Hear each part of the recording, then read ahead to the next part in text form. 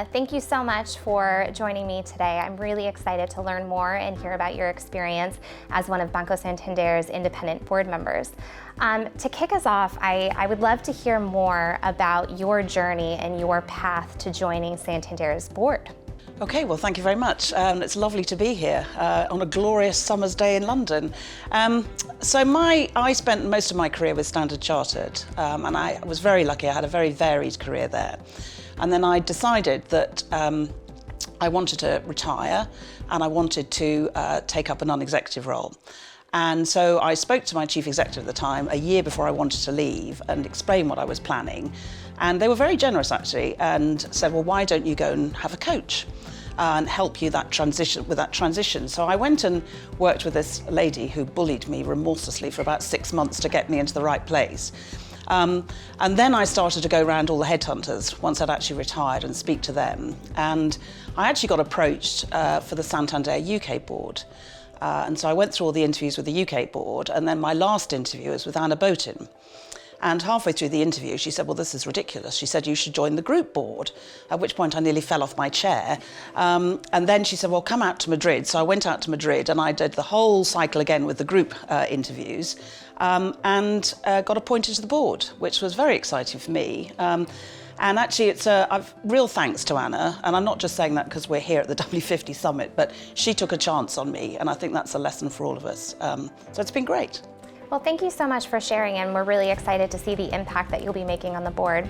So you spent most of your career in banking, and now you serve on a board of another bank. And I'm curious, for people in the audience who might not have spent their careers in banking, they might have been in law or nonprofits, do you think there's a seat at the table for people on boards that might not have necessarily served in that industry or spent their career in that industry prior to joining? Definitely, most definitely. So I think the thing with the Santander board is if you look at the directors and their backgrounds, there's a complete diversity of experience.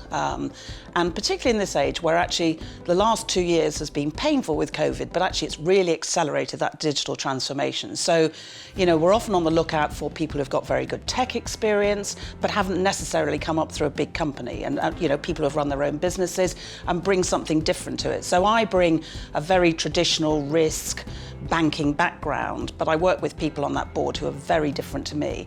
I think there's also the other point that one of the other jobs I do is I sit on a very small boutique headhunting firm's advisory board. And that's a business it's actually run by a friend of mine, and he just wants some experience there. He wants somebody to talk to because he's not sure about all the decisions he's taking as he builds the business. So there's lots of opportunity both in the big companies who are looking for diversity of experience, but also in the small companies who are actually just looking for some people who can just challenge their thinking about where they take a small business. And I think both there's a huge need at the moment, huge. And one final question for you. For a woman that wants to join a board this year, what is one piece of advice that you would share with them? One piece of advice. I'm going to be slightly sneaky and have two. So the two I would say is be very clear about what you bring to a board. And it's not about necessarily your experience, but your personal attributes that you would bring to a board. And the other thing is just go and ask for it. I think this is a very broad generalisation about women, but we sometimes are sort of a little reticent about sort of asking for the big opportunity. And if you ask for it, invariably people will sort of say, well, actually come and talk to me. Well, thank you so much for taking time to speak with us today, and we're delighted to have you here and definitely a role model and advocate for women. It's a pleasure. Thank you.